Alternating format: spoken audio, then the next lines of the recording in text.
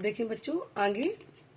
हल्कू ने कहा, आज और जाड़ा खा ले, कल से मैं यहाँ पुआल बिछा दूंगा। किससे कहा? अपना जो कुत्ता था उसका जबरा, उससे कहा कि आज और सर्दी सहन कर लो, कल से मैं यहाँ पर पुआल बिछा दूंगा, उसी में घुसकर बैठना, तब जाड़ा न लगेगा।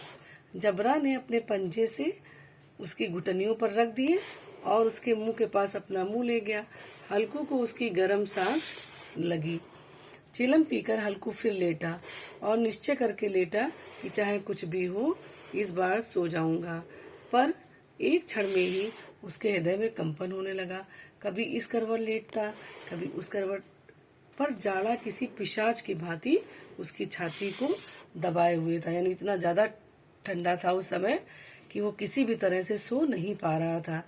जब किसी तरह से न रहा गया, उसने जबरा को धीरे से उठाया, उसके सिर को थपथपाकर उसे अपनी गोद में सुला लिया।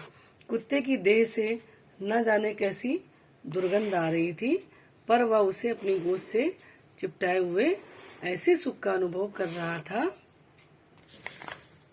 जो इधर महीनों से भी उसे न मिला था। इतना ज्यादा उसे सुख प्राप्त हो रहा था। जबरा शायद समझ रहा था कि स्वर्ग यही है, और हल्कू की पवित्र आत्मा में तो उस कुत्ते के प्रति घृणा की गंध तक नहीं थी। अपने किसी अभिन्न मित्र या भाई को भी वह इतनी ही तत्परता से गले लगाता। वह अपनी दीनता से आहत न था जिसने उसे आज इस दशा में पहुंचा दिया था। नहीं, इस अनोखी मैत्री ने जैसे उसकी आत्मा के सब द्वार खोल दिए थे और उसका एक एक अणु प्रकाश से चमक रहा था। अर्थात उसने कुत्ते को अपने सगे भाई की तरह या मित्र की तरह अपने पास ही बिल्कुल चिपका लिया था, लगा लिया था गले से लगाकर, और बिल्कुल भी उसे ये नहीं लगा कि ये कुत्ता है और उसको इस तरह से अपने पास नहीं रखना चाहिए इतना ज्यादा। सहसा जबरा ने किसी जानवर की आहट पाई। अब जबरा को किसी जानवर की आहट लगी। इस विशेष आत्मीयता ने उसमें एक नई स्फूर्ति पैदा कर दी जो हवा के झोंकों को तुच्छ समझती थी। वह झटपट उठा और छतरी के बाहर आकर भौंकने लगा। हल्कू ने उसे कई बार पुचकारा, बुलाया, पर वह पास नहीं आया। खेत में चारों ओर दौड़ दौड़ कर भौंकता रहा। एक क्षण के लिए भी आता तो तुरंत ही फिर दौड़ पड़ता। कर्तव्य उसके हृदय में अरमान की भांति उछल रहा था, क्योंकि उसको आहट लगी थी कि खेत में कोई जानवर घुस आया है। हल्कू इसीलिए तो वहां पर लेटता था ताकि खेत में जानवर ना घुसे, ताकि उसकी फसल खराब ना हो। इसीलिए वो सर्दी की इतनी भयंकर ठंड वाली रातों को अपने खेतों को रखाता था। तो जबरा कुत्ता जो था वो इस बात को समझ रहा था कि कोई आया है, तो बराबर वो अपने मालिक का खेत रखा रहा था दौड़ दौड़ के। अब देखिए आगे। 1 घंटा और गुजर गया। रात ने शीत को हवा से धतकाना शुरू कर दिया। हल्कू उठ बैठा और दोनों घुटनों को छाती से मिलाकर सिर को उसमें छिपा लिया। फिर भी ठंड कम न हुई। ऐसा जान पड़ता था सारा रक्त जम गया है और धमनियों में रक्त की जगह हिम बह रहा, यानी बर्फ बह रही है। उसने झुककर आकाश की ओर देखा कि अभी कितनी रात बाकी है। सप्तर्षि अभी आकाश में आधे भी नहीं चढ़े, ऊपर आ जाएंगे तब तक कहीं सवेरा होगा। अभी पहर भर से भी ऊपर रात है। हल्कू के खेत से कुछ दूर आमों का एक बाग था। पतझड़ शुरू हो गई थी। बाग में पत्तियों का ढेर लगा हुआ था। हल्कू ने सोचा चलकर पत्तियां बटोरूं और उन्हें जलाकर खूब तापूं। रात को कोई मुझे पत्तियां बटोरते देखे तो समझे कि कोई भूत है, कौन जाने कोई जानवर ही छिपा बैठा हो। मगर अब तो बैठे भी नहीं रहा जाता।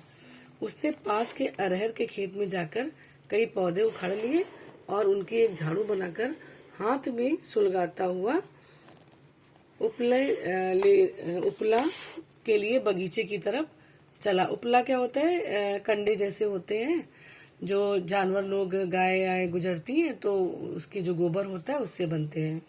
जबरा ने उसे आते देखा तो पास आया और दुम हिलाने लगा। हल्कू ने कहा, अब तो रहा नहीं जाता जबरू, चलो बगीचे में पत्तियां बटोर कर तापें, अभी बहुत रात है। जबरा कू कू करके सहमत प्रकट की और आगे आगे बगीचे की ओर चला। बगीचे में गुप्त अंधेरा छाया हुआ था और उस अंधकार में निर्दय पवन, यानी निर्दय पवन मतलब पवन यानी हवा में बिल्कुल दया नहीं थी, पत्तियों को कुचलता हुआ चला आता था। वृक्षों से ओस की बूंदें टप टप नीचे टपक रही थी। हल्कू ने आग जमीन पर रख दी और पत्तियां बटोरने लगा। जरा देर में पत्तियों का ढेर लग गया। हाथ ठिठुरे जाते थे, नंगे पांव गले जाते थे और वह पत्तियों का पहाड़ खड़ा कर रहा था। थोड़ी देर में अलाव जल उठा, यानी आग लगा दी पत्तियों में। उसकी लौ ऊपर वाले वृक्ष की पत्तियों को छू छू कर भागने लगी। हल्कू अलाव के सामने बैठा कांप रहा था। उसने दोनों पांव फैला लिए, मानो ठंड को ललकार रहा हो। तेरे जी में आए सोकर, ठंड की असीमित शक्ति पर विजय पाकर वह विजय गर्व को हृदय में छिपा न सकता था। उसने जबरा से कहा, क्यों जबरा, अब तो ठंड नहीं लग रही है? जबरा ने कू कू करके मानो कहा, अब क्या ठंड लगती ही रहेगी? पहले से यह उपाय न सूझा, नहीं तो इतनी ठंड क्यों खाते? जबरा ने पूंछ हिलाई। पत्तियां जल चुकी थी। बगीचे में फिर अंधेरा छा गया।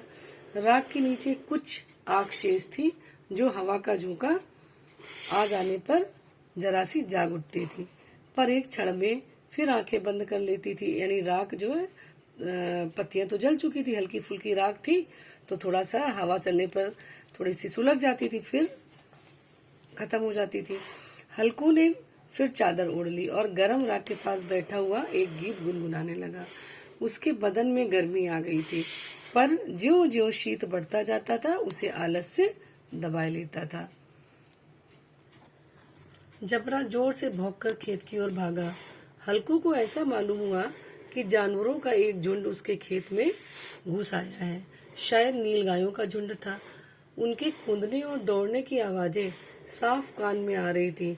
फिर ऐसा लग रहा था कि वे खेत में चल रही हैं। उनके चबाने की आवाज सुनाई देने लगी। उसने दिल में कहा, नहीं, जबरा के होते हुए जानवर खेत में नहीं आ सकता, वहां ही नोच डालेगा, वो उसे नोच डालेगा। मुझे भ्रम हो रहा है।